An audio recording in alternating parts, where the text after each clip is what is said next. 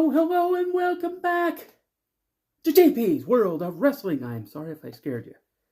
I almost scared myself right then. I apologize. Okay.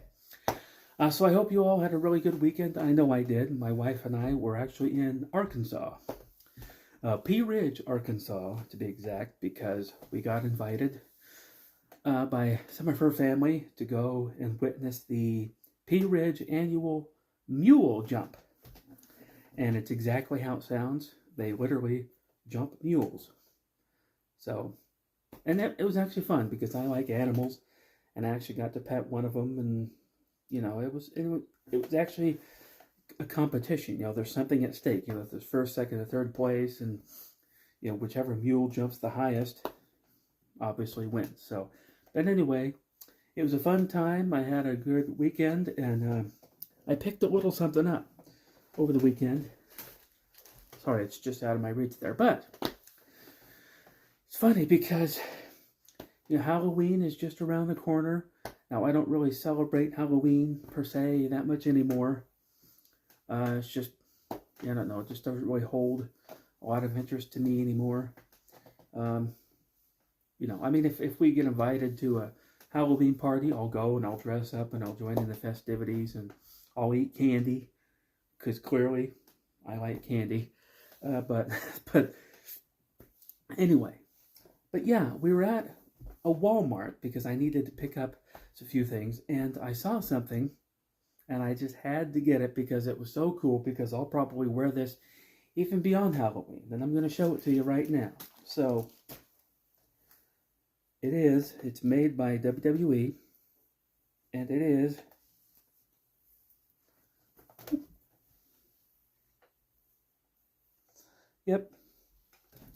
it is a t-shirt that looks like the top of Bret the Hitman Hart's wrestling outfit. You can kind of see, the heart, skull angel thing, and the pink and the straps, and that's supposed to simulate a muscular chest, which I don't have. But it also came with these pink shades. So if I want, I can go as Bret the Hitman Hart for Halloween, even though I resemble more Jim the Anvil Neidhart. So I might do that. I might actually go as Jim the Anvil Neidhart, because I got this thing going on. I got hardly anything going on up there. And I got a lot going on in this area, which I'm working on. I'm trying to reduce that. Anyway, so that was this weekend, and it was fun, like I said. But today's subject, now, I have to tell you, thank you for watching all of the wrestling match videos. And I'm going to continue to do those. That's not going away. But I'm going to take a little break from it, just because it does take a little bit of setup, and it is kind of tiring at times. But so for just a little bit, we're going to just do kind of this kind of thing. Just me in front of this camera talking to you about various topics involving professional wrestling, which I normally do. And the subject today is one that I think I've covered in the past, but since there's so much meat on the bone, I got to revisit it. And we're talking about the Monday Night Wars. That's right, the Monday Night Wars from the 1990s involving WCW and the WWF. Now, in the mid-90s, WWF was really struggling. It was really heavily gimmicked. They had a lot of really heavy, cheesy occupational gimmicks, and the audience just really wasn't digging it. Bret Hart was their top guy, and he was great, but his character was a serious wrestler, and he was having to, deal with all these cheesy gimmicks. Now, he did have a few opponents to work with. He had Razor Ramon, and he had The Undertaker, and he had Shawn Michaels, and, he had IRS or whatever. He did have guys, but there really wasn't a real big variety of guys that Bret could work with on top. That's why they brought back Bob Backlund. They put Bret in a program with Bob Backlund. They put him in a program with Jerry the King Lawler. So, and they even, they put him up against his brother Owen, which I thought that was a great feud. And each of the ones I mentioned was a great feud, but, WWF was still kind of losing money. People just didn't really care. But WCW was, it was always kind of second rate to the WWF, and it always felt very regional. It always felt like Southern wrestling. That's what it was classified as by some of the people in the business. So, in the early 90s, WCW brought in Eric Bischoff. And he had been an announcer in the AWA, and he was also like kind of a salesman in the AWA. He would sell advertising time, and he would sell things for the AWA. Then he came over to WCW, and they made him executive vice president because he just had that intuitive ability. So Eric Bischoff, started making changes. He fired some people that weren't really living up to what they were claiming, and they were asking for way too much money for what they were offering.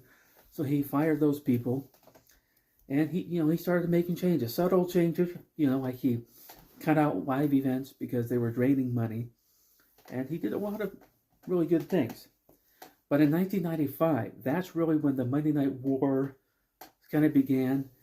Now, WCW and WWF, they were kind of in a war before that, because when WCW was going to put on I think it was 1987, every year they would put on Starrcade, and they would do it on Thanksgiving night. Well, Vince McMahon didn't like WCW, infringing on his pay-per-view territory. So he told the pay-per-view companies, if you carry this WCW pay-per-view, you won't get WrestleMania. And since WrestleMania brought in a lot of revenue for these pay-per-view companies, they were like, oh, well, what do we do then? We people like wrestling. So Vince said, I'll give you something. That's when he came up with the Survivor Series. And then in turn, WCW came up with Clash of Champions, which is a sort of like a free big event that they put on just free cable. And so that was kind of back and forth. But when WCW decided to go head-to-head with WWF on Monday nights, because WWF had Monday Night Raw, and that was a show that they had been doing for a couple years, and it was a big hit on cable TV on Monday nights. And so Eric Bischoff was asked by Ted Turner, how can we compete with WWF? And Eric Bischoff says that, from what he remembers, he just said off the top of his, give me prime time. And so Ted Turner gave him an hour block on Monday nights. So that's when they started to go head-to-head with WWF. In 1995, the first episode of Monday Nitro took place at the Mall of America in Minnesota. And what made it so unique and such a war-like tactic was that Lex Luger actually showed up for this episode of Nitro. Now, Lex Luger, he was wrestling for the WWF. And so, as far as we fans knew, he was still with the WWF. And suddenly, he's here on Nitro for WCW. So we're like going, what? What's going on here? So, Luger shows up. He immediately starts wanting to go after Hulk Hogan's world title, and we're off to the races. But still, WCW just really wasn't really able to quite compete with WWF just yet. And so the very next year on a Monday Nitro, this guy, Scott Hall, shows up on Monday Nitro during a match. He starts coming down from the stands. I remember distinctly, and you guys probably remember it too, he was wearing denim jeans, a denim vest, and he interrupts this match, and he goes, "You know who I am, but you don't know why I'm here." And so he goes off on this thing like, "Oh, you want a war? You're going to get a war." So then he confronts Eric Bischoff, who is doing commentary. He's like, "In 2 weeks' time, I'm bringing a big surprise." And so 2 weeks later, Scott Hall shows up with Kevin Nash. And so these two start saying, "You've been running your mouth about this is where the big boys play. We're not here to play, blah, blah, blah. We got a third guy. We want you to, bring your three best guys and we'll beat them. we'll start wiping out your entire talent pool. So they had a pay-per-view called the Great American Bash, in which these two guys confronted Eric Bischoff, and Kevin Nash power bombed Eric Bischoff through some staging. And so then we thought, oh, these guys are going to get fired if they're not even officially in WCW. So I don't know what's going on here. And it felt real. It felt like these guys were really trying to cause trouble. So then we all remember the Great American Bash, or Bash of the Beach, rather. Bash of the Beach.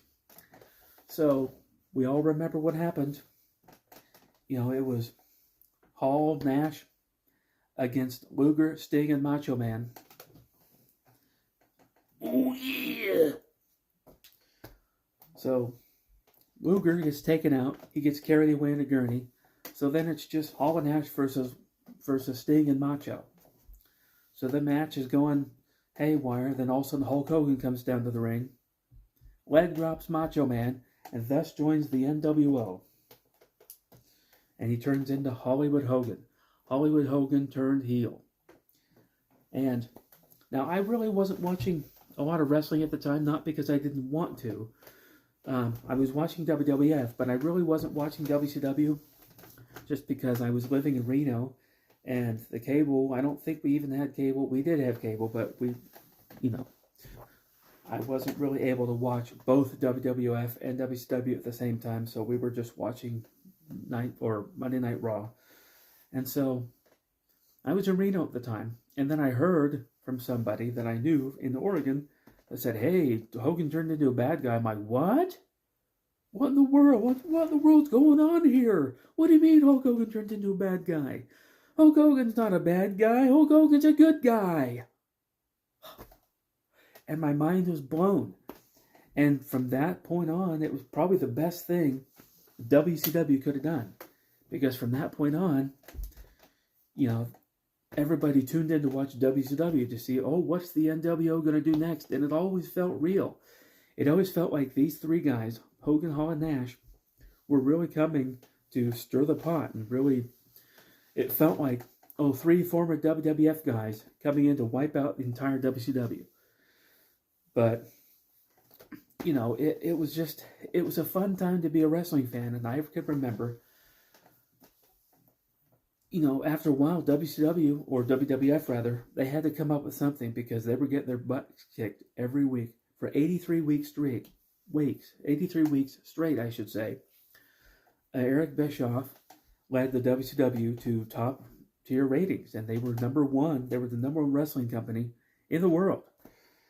Until a certain somebody sort of changed their gimmick and changed the whole landscape of WWF, and that was this guy, Stone Cold Steve Austin. Now, I've made my feelings known. I wasn't a big Stone Cold fan, but I cannot deny that this guy meant big money for the WWF. And from that point on, it was sort of back and forth. It was literally a war. It was a Monday night ratings war between WWF and WCW.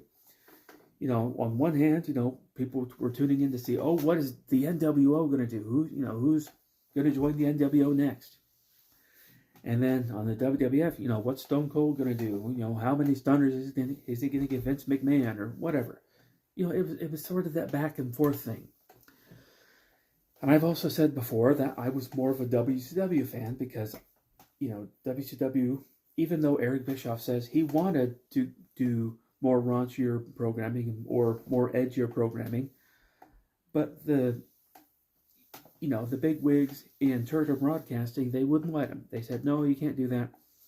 In fact, they wouldn't even let wrestlers on WCW call each other stupid because they said, that might be offensive. So Eric Bischoff said a lot of times he would pull his hair out. And I'm getting this information directly from his mouth because I listened to his 83 Weeks podcast. And he has said before that he wanted to put out more edgier content, but, WCW or Turner executives wouldn't let him. And the censor wouldn't let him. So they had to deal with what they had. But WWF didn't have that problem. They had pimps and porn stars and, half-naked women running around, and they had like Jerry Springer-like programming week after week, and I didn't really like it. But I still watched because it was wrestling. And, you know, bad wrestling was still better than any other show on TV, in my opinion. But it was just an amazing time, and it was so many memories. In fact, week after week, you know, Joe, my friend, he's been on the channel before, he would come over to my house, and every week we would have our own personal Nitro party. You know, he would bring some snacks, and we would sit and we would watch Nitro. Now, at that point, I had already watched an hour of Raw. We sat, watched Nitro. He would leave. That way, I would watch the second hour of Raw, because I had satellite TV, so the way they kind of do the program, it was kind of weird and wacky. And anyway, Monday nights for me was 5 solid hours of wrestling back then. So, it was just a wonderful, amazing time to be a wrestling fan. And it's a time that will never be relived, because they're just, you know, we'll never see it again. Even though right now WWE does have competition, but not direct competition on Monday nights. I mean, they might have competition in AEW, and there's Ring of Honor, TNA, NWA, MLW. There's local wrestling. You know, there's GCW. There's all kinds of wrestling out there, and there's wrestling for different tastes. But nothing will beat the magic that was the Monday Night Wars. So, what are some of your memories of this time? You know, I know some of you were always just WWF people, and you stopped watching wrestling in the mid-90s, and that's fine. You know, I get it, believe me. But for those of you that watch both, you know, share some of your memories with me. I want to hear them. And with that, that's going to do it for this video. So, if you are new, you know the spiel. If you're new, click the like button, click subscribe, and I'll see you next time.